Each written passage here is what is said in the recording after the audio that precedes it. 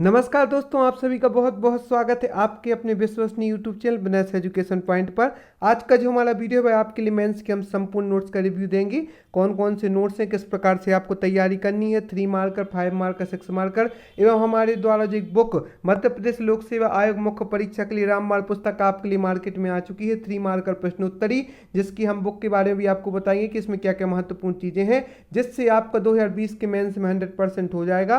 और 2021 के मेंस की भी आप तैयारी कर रहे हैं तो आज ही आप बिजनेस एजुकेशन पॉइंट के नोट्स परचेज कर सकते हैं, जो कि नए पैटर्न के हिसाब से बनाया गया है। और जो बुक लॉन्च की गई है, प्रथम संस्करण है कबीर पब्लिकेशन का, एमपीपीएससी राज्य मुख्य सेवा प्रारंभिक परीक्षा प्रथम द्वितीय एवं तृतीय प्रश्न पर आधारित महत्वपूर्ण 3 मार्कर प्रश्न, जिसको लेखक जो है डीएसपी आकांक्षा जैन, एमपीपीएससी 2016 में चयनित है, 12वीं रैंक थी इनकी और अभी वर्तमान में विदिशा जिले में पोस्टेड है। तो मैम ने इसका लेखन कार्य किया है और संपादक है संजय दागी एवं बाबूलाल दागी। तो इसके बारे में हम जानेंगे कि बुक में क्या है। साथ ही साथ हमारे लोक प्रशासन, समाजशास्त्र, मध्य प्रदेश की प्रमुख रियासतें और साथ ही साथ हमारे पास एमपी के नोट्स भी उपलब्ध हैं, जियोग्राफी के नोट्स भी उपलब्ध हैं। चलिए देखते हैं, आज की इस वीडियो को प्रारंभ करते हैं। उसके पहले यदि अभी तक आपने हमारे चैनल को सब्सक्राइब नहीं किया तो सर्वप्रथम आप हमारे चैनल को सब्सक्राइब करें, वीडियो को लाइक एवं शेयर करें। और यदि आप मेंस एमपीपीएससी के अभ्यर्थी हैं तो आज का वीडियो आपके लिए बहुत ही इंपॉर्टेंट है, क्योंकि आपको व्यवस्थित रूप से पूरा इसमें नॉलेज दिया जाएगा। तो एमपीपीएससी की जो विशेषता है, इस बुक की विशेषता है नवीनतम पाठ्यक्रम के अनुसार प्रश्नों का संकलन, विगत 5 वर्षों के प्रश्नों का संकलन भी आपको इस बुक में मिल जाएगा। समाजशास्त्र, विज्ञान एवं तकनीकी से संबंधित प्रश्नों पर विशेष आकर्षण है। सहज एवं सरल भाषा में उत्तरों का संकलन किया गया है। विद्यार्थियों को श्रेष्ठ कंटेंट उपलब्ध कराना ही हमारा उद्देश्य है और इसकी फिक्स प्राइस है 195 रुपये। अब आपका प्रश्न ये उठता है पुस्तक कहाँ पे मिलेगी, तो सागर में जो सरस्वती स्टोर से वहाँ पर मिल जाएगी। इंदौर, भोपाल सभी जगह उपलब्ध है। यदि आप यह बुक प्राप्त करना चाहती हैं तो आप हमसे भी पर्सनली कॉन्टैक्ट कर सकती हैं। हमारा जो नंबर दिया रहता है 70 इस पर कॉन्टैक्ट करके भी आप इस बुक को प्राप्त कर सकते हैं और इसकी अन्य विशेषताएं भी आपको देखने की मिलेंगी। एवं इसके बाद में जो इसके जो महत्वपूर्ण प्रश्न देख रहे हैं, किस प्रकार से इसका पैटर्न है, जैसे कि यहाँ पर दी गई है रक्त की कार्य, विभिन्न पदार्थों का परिवहन, पोषण पदार्थों का, उत्सर्जी पदार्थों का, ऑक्सीजन, शरीर के ताप का नियमन, थक्का बनाना, रोगों से रक्षा करना, घाव का भरना, यह सब रक्त की कार्य है। तो इस पुस्तक में आपको ऐसी जानकारी मिलेगी कि 3 मार्कर में हमें कितने 90 तुल्य शब्द व्यवस्थित लिखना है कि हमारा चयन 100% हो जाए। जैसे कि श्वासोच्छ्वास एवं श्वसन में, तो यह क्रिया कोशिकाओं से बाहर होती है श्वासोच्छ्वास की, और श्वसन की यह कोशिकाओं के कोशिका द्रव तथा माइटोकॉन्ड्रिया में होती है। और जो श्वासोच्छ्वास की क्रिया होती है भौतिक क्रिया है और श्वसन की है जैव रासायनिक क्रिया है। एवं जो श्वासोच्छ्वास की क्रिया होती है इसमें ऊर्जा उत्पन्न नहीं होती है, श्वसन की क्रिया में ऊर्जा उत्पन्न होती है। इसके बाद की भी कई महत्वपूर्ण प्रश्न है, जैसे कि स्वपरागकण एवं परपरागकण। जो स्वपरागकण में एक पुष्प के परागकण उसी पुष्प के या उसी पौधे के अन्य पुष्प के वर्तिकाग्र पर पहुंचते हैं, जैसे उदाहरण के लिए सदाबहार, गुलमेहंदी एवं मूंगफली। और परपरागकण में एक पुष्प के परागकण उसी जाति के किसी दूसरे पौधे पर लगे पुष्प के वर्तिकाग्र पर पहुंचते हैं, उदाहरण है सूरजमुखी एवं गेंदा आदि के फूल। तो इस प्रकार से आपको संपूर्ण 3 मार्कर की जानकारी और व्यवस्थित चार्ट के साथ, हर चीज़ की उपलब्धि के साथ आपको जैसे राइबोसोम आदि का चार्ट भी दिया गया है, इस बुक में प्राप्त हो जाएगा। कवक के बारे में, कोशिका झिल्ली, संपूर्ण प्रश्न, कोशिका भित्ति, केंद्रक आदि सभी आपको इस कबीर पब्लिकेशन की बुक में प्राप्त हो जाएगा। और इसमें जो इसकी बहुत सी विशेषता है, लेखिका इसकी आकांक्षा जैन है जो कि वर्तमान में डीएसपी हैं और उन्होंने व्यवस्थित रूप से इसका संपादन कार्य भी किया है और इसमें आपको हर चीज़ की व्यवस्थित आंसर मिल जाएंगे 3 मार्कर पैटर्न के हिसाब से। चलिए चलते हैं अब आज की हमारी दूसरी महत्वपूर्ण पीडीएफ पर। इसके बाद आप अपनी तैयारी को निरंतर जारी रखने के लिए, यदि आप 2020 में आपका चयन हो गया है, अच्छे नंबर है, तो आप निश्चित रूप से हमारे नोट्स ले लें। यदि 2021 की आप तैयारी कर रहे हैं तो हमारे नोट्स आपको लेना आवश्यक है। उत्तर से लिए विस्तृत नोट्स समाजशास्त्र के हैं। समाजशास्त्र क्या है, तो समाजशास्त्र समाज प्लस ज्ञान। समाजशास्त्र वह विज्ञान है जो समाज का अध्ययन करता है, समाजशास्त्र समाज का वैज्ञानिक अध्ययन करता है। इसके जो जनक हैं, इस समाजशास्त्र के एक नवीन विषय का रूप देने का श्रेय अगस्त कॉम्टे को जाता है। जिस प्रकार से समाजशास्त्र शब्द का सर्वप्रथम प्रयोग 1938 में फ्रांस के दार्शनिक अगस्त कॉम्टे ने किया था। इस प्रकार से यहाँ पर समाजशास्त्र का अंग्रेजी रूपांतरण और विज्ञान के आवश्यक तत्व 3 मार्कर, 6 मार्कर के साथ साथ 11 मार्कर प्रश्न भी आपको इस हमारी पीडीएफ में प्राप्त हो जाएंगे। हमारे जो नोट्स है वह हस्तलेख टॉपर्स के द्वारा बनाए गए हैं जाति प्रथा के प्रमुख दोषों पर भी यहाँ पर हम चर्चा करेंगे। जाति प्रथा ने श्रम की गतिशीलता का गुण समाप्त कर दिया है। व्यक्ति अपने काम धंधों को अपनी इच्छा पसंद के अनुसार छोड़ या अपना नहीं सकता है, यह प्रमुख दोष है। जाति प्रथा से अस्पृश्यता फैलती है। जाति प्रथा से एकता को ठेस पहुंचती है। हिंदू समाज की एकता को इससे बहुत हानि पहुंची है। इससे व्यक्तिगत और उनके काम में परस्पर सामंजस्य नहीं है। पुरोहित का कुल निश्चित रूप से पुरोहित होना चाहे, उसमें सफल सैनिक या सफल नेता होने के गुण विद्यमान हो, फिर भी पुरोहित को पुरोहित ही बनना पड़ेगा, यह भी एक महत्वपूर्ण दोष है। यह देश की सामाजिक और आर्थिक प्रगति में बाधक है। जैसे कि लोग रूढ़िवादी बनते हैं, निराश और आलस्य फैलता है। जाति के अंतर्गत जाति, रूप, रंग, वंश विचार किए बिना सब लोगों को उनके समान अधिकार प्राप्त नहीं होते, इसलिए यह व्यवस्था अप्रजातांत्रिक है। इससे अंधविश्वास आदि फैलता है, ह्रास भी हो रहा है धीरे धीरे इसका। इसके बाद जो महत्वपूर्ण, जैसे कि आपको सभ्यता से आप क्या समझते हैं, संस्कृति की विशेषताएं, सभ्यता व संस्कृति में अंतर, सामाजिक समरसता की अवधारणा, सामाजिक समरसता के प्रमुख तत्व जैसे कि सह अस्तित्व, परावलंबन, सदस्यता, आत्मीयता, समन्वय, सर्वहित, सरोकार, सहकार, समूह चेतना, बंधुत्व आदि प्रमुख घटक हैं सामाजिक समरसता के। यह भी आपको देखने को मिलेंगे। और साथ ही साथ जो हमारे जो नोट्स हैं हस्तलिखित हैं, टॉपर्स के द्वारा बनाए गए हैं। और वर्ण व्यवस्था के बारे में भी संपूर्ण जानकारी, ब्राह्मण, क्षत्रिय, वैश्य, शूद्र, यह भारतीय समाज में प्रमुख रूप से 4 वर्ण निर्धारित किए गए थे। और वर्ण व्यवस्था के महत्व से संबंधित भी आपको जानकारी इसमें मिल जाएगी। इस प्रकार से जो हमारी पीडीएफ है आपके लिए बहुत ही उपयोगी रहेगी। तो आज ही आप, यदि आपका पीएससी की प्रारंभिक परीक्षा में चयन हो चुका है और नहीं भी हुआ है तो आगे की तैयारी के लिए, क्योंकि यदि आप मेंस की तैयारी करेंगे तो प्री की तैयारी आपकी ऑटोमेटिक हो जाएगी। आसन व्यवस्था का महत्व बताया गया है। प्रमुख जो 16 संस्कार होते हैं, विवाह की पद्धतियाँ, भारतीय समाज पर पश्चिम का प्रभाव समझाइए, और ब्रह्मचर्य के प्रकार, महायज्ञ आदि संपूर्ण जानकारियाँ आपको हमारी इस पीडीएफ में प्राप्त हो जाएंगी। विवाह की प्रमुख विशेषताएं एवं प्रसार शिक्षा क्या है, स्वास्थ्य शिक्षा से आप क्या समझते हैं, लोगों के स्वास्थ्य के बारे में शिक्षित करना स्वास्थ्य शिक्षा कहलाती है। इसके अंतर्गत शारीरिक स्वास्थ्य, बौद्धिक स्वास्थ्य, भावनात्मक स्वास्थ्य, आध्यात्मिक स्वास्थ्य आते हैं। लोगों ने स्वास्थ्य संबंधी ज्ञान का विकास करना, लोगों में स्वास्थ्य संबंधी वांछित दृष्टिकोण का विकास करना, लोगों में स्वास्थ्य संबंधित वांछित आदतों का विकास करना।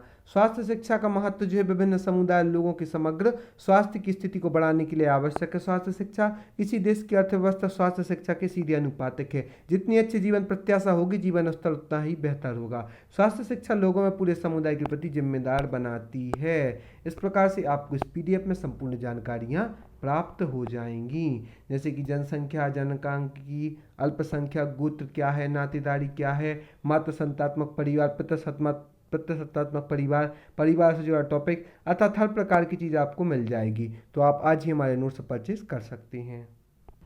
साथ ही साथ आप हमारी मध्य प्रदेश की प्रमुख रियासतों की पीडीएफ भी 150 रुपये में परचेज कर सकते हैं। बुंदेलखंड की अवस्थिति, बुंदेलखंड का नामकरण कैसे पड़ा। बुंदेलखंड नाम लंबे समय तक सत्तासीन रहे बुंदेला राजपूत राज्य के नाम पर बुंदेलखंड का नाम बुंदेलखंड पड़ा। मधुकर शाह कौन थे, तो रुद्र प्रताप की मृत्यु के बाद उनके ज्येष्ठ पुत्र भारती चंद को ओरछा की गद्दी मिली। भारती चंद के भाई थे मधुकर शाह। यह ओरछा राज्य के राजा बनने से पहले शिवपुरी के जागीरदार थे मधुकर शाह जी।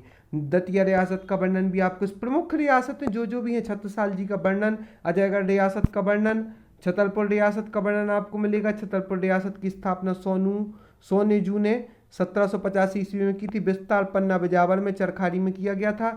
सोनू जी के निधन के बाद शासक इनके ज्येष्ठ पुत्र प्रताप सिंह जी रहे हैं। प्रताप सिंह जी ने 1816 में कंपनी सरकार से संधि की थी और इसके अन्य शासक जगत राय, विश्वासनाथ, भवानी सेन ने शासन किया है। तो यह प्रमुख रूप से इसके छतरपुर रियासत के रहे हैं।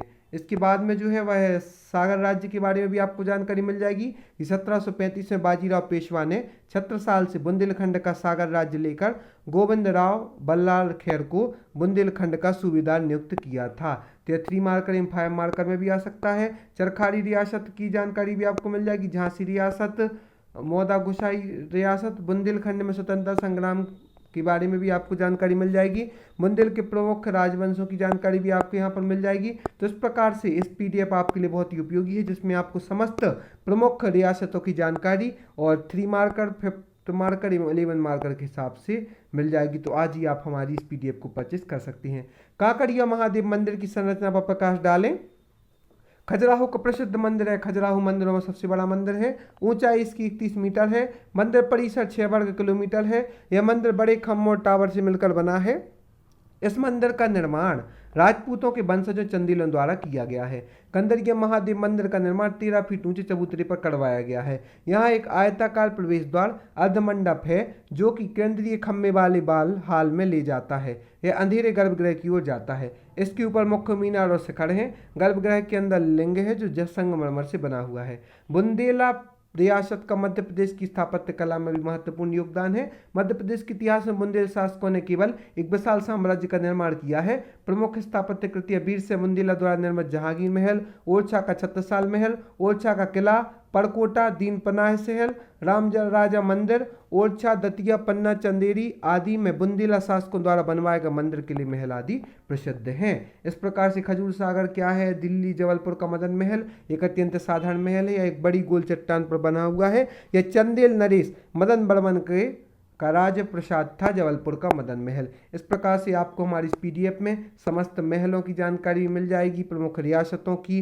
कौन कौन उसके वंशज रहे, किस प्रकार से उसका उदय हुआ, किस प्रकार से उसका विलय हुआ, समस्त जानकारियां आपकी प्रारंभिक परीक्षा की तैयारी इस पीडीएफ के माध्यम से होती जाएगी। तो आप आज ही परचेस करें। हमारे कॉन्टैक्ट नंबर 77929410 पे संपर्क करके भी आप इस पीडीएफ को परचेस कर सकती हैं एवं और आप हमारे डिस्क्रिप्शन बॉक्स में जाकर लिंक पर जाकर भी आप हमारे इंस्टामोजो से आप ये पीडीएफ परचेस कर सकती हैं। और यदि अभी तक आपने हमारे चैनल को सब्सक्राइब नहीं किया हो तो सर्वप्रथम आप हमारे चैनल को सब्सक्राइब करें, वीडियो को लाइक एवं शेयर करें। डिस्क्रिप्शन बॉक्स में जाकर इंस्टामोजो के लिंक से ही परचेज कर सकती हैं। दौलतराव शिंदे के शासन में कौन सी प्रसिद्ध संधियां थी? तो एक बसई की संधि, दूसरी सुरजी अर्जन गांव की संधि हुई थी। ग्वालियर रियासत के बारे में समझा तो संस्थापक राणोजी सिंधिया है। समयावधि 1731 से 1948 तक रहा है। ध्वज इनका भगवा रंग का झंडा रहा है और राजधानी लश्कर ग्वालियर रही है। तो यह भी हमारी 135 पेज की पीडीएफ है जो कि हैंड रिटन है, टॉपर्स के द्वारा बनाए गए हैं और इसमें हर सिलेबस की हर टॉपिक को कवर करने का प्रयास किया गया है। भूगोल की आधुनिक तकनीक की पीडीपी आप 70 रुपये प्राप्त कर सकते हैं। जीआईएस का उपयोग तो जीआईएस जल मार्ग आधारित प्रबंधन के लिए, भूमि के विभाजन के लिए, सुविधाओं के प्रबंधन के लिए, प्राकृतिक संसाधनों के प्रबंधन के लिए, आपदाओं के मैनेजमेंट के लिए जीआईएस का प्रयोग किया जाता है। जीआईएस से तात्पर्य होता है भौगोलिक सूचना तंत्र। तो यह भूगोल की जो आधुनिक तकनीक है उसकी जो पीडीएफ है उसे भी आप परचेस कर सकती हैं और अपनी सफलता को सुनिश्चित कर सकते हैं। जीपीएस क्या है? तो ग्लोबल पोजीशनिंग सिस्टम। यह एक अंतरिक्ष आधारित वैश्विक नौवहन उपग्रह तंत्र है जो सभी मौसम में किसी वस्तु की स्थिति के बारे में सटीक जानकारी उपलब्ध कराता है। ग्लोबल पोजीशनिंग सिस्टम अर्थात यह एक अंतरिक्ष आधारित वैश्विक नौवहन उपग्रह तंत्र है जो सभी मौसम में किसी वस्तु की स्थिति के बारे में सटीक जानकारी उपलब्ध कराता है। जीपीएस रक्षा प्रणाली की शुरुआत 1973 में हुई थी। प्रारंभ में सैन्य उद्देश्यों के लिए इसका प्रयोग किया गया था। शुरुआत में 24 उपग्रहों की सहायता ली जाती थी लेकिन अब 4 उपग्रहों की मदद से जीपीएस अपना कार्य करता है। जीपीएस की कार्यप्रणाली यदि देखी जाए तो उपग्रह आधारित इस नेविगेशन प्रणाली में जीपीएस सुविधा हेतु जिन उपग्रहों का उपयोग किया जाता है वे उपग्रह एक दिन में 2 बार अस्पष्टित कक्षाओं में पृथ्वी का चक्कर लगाती हैं। उपग्रहों के द्वारा लगातार सिग्नल सूचना पृथ्वी तक भेजी जाती हैं। विभिन्न चार्ट भी दिए गए हैं जैसे सुदूर संवेदक के प्रकार रेडियोमीटर, मैग्नोमीटर, ग्रेवोमीटर, ऑडियोमीटर आदि सुदूर संवेदक के प्रकार हैं। इस प्रकार से आप हमारी इस पीडीएफ में भी महत्वपूर्ण जानकारी देख सकते हैं। भारत के अपने जीपीएस सुदूर संवेदन क्या कहलाता है? तो सुदूर संवेदन का जो अर्थ है किसी वस्तु के सीधे संपर्क में आए बिना उसके बारे में आंकड़े एकत्रित करना, संग्रह करना सुदूर संवेदन कहलाता है। भारत में रिमोट सेंसिंग के जनक पिथरोट रामा पिथरोटी हैं। सुदूर संवेदन रिमोट सेंसिंग की कार्यप्रणाली भी आपको इस वीडियो पीडीएफ में हमारी प्राप्त हो जाएगी। कृत्रिम उपग्रह के बारे में, सैटेलाइट के बारे में, अंतरिक्ष में भारत की पहली सैटेलाइट, पहला उपग्रह भारत द्वारा 1975 में भेजा गया था जिसका नाम आर्यभट्ट था। भेजने का कारण था खगोल विज्ञान और भौतिकी का परीक्षण करना। भार इसका 360 केजी था। उपग्रहों के प्रकार, उपयोग के आधार पर, वजन के आधार पर उपग्रहों को डिवाइड किया गया है। तो आपको इस पीडीएफ में यह भी समस्त महत्वपूर्ण जानकारियां प्राप्त हो जाए। इसके बाद आप हमारे लोक प्रशासन के यूनिवर्सिटी सिलेबस के अनुसार सभी स्रोतों का सार है। अल्बर्ट साइमन के अनुसार लोक प्रशासन क्या है? तो अल्बर्ट साइमन के अनुसार लोक प्रशासन का अर्थ राष्ट्रीय, राज्य, स्थानीय स्तर की सरकारों की कार्यपालिका शाखाओं की क्रिया से है लोक प्रशासन। प्रशासन एवं लोक प्रशासन में अंतर, तो प्रशासन एक व्यापक दृष्टिकोण है और जो लोक प्रशासन का संकुचित दृष्टिकोण होता है। प्रशासन सामान्य उद्देश्य की प्राप्ति हेतु किया गया सामूहिक प्रयासी प्रशासन है और लोक प्रशासन जो है प्रशासन के क्रियान्वयन पक्ष को लोक प्रशासन कहते हैं। प्रशासन एक प्रक्रिया है जिसमें जन सामान्य के कल्याण हेतु कार्य किया जाता है, और लोक प्रशासन एक तंत्र है जो विभिन्न जन कल्याण के कार्यों को क्रियान्वित करता है। जो प्रशासन है उसका संबंध सरकार से है एवं लोक प्रशासन का संबंध नौकरशाही से है।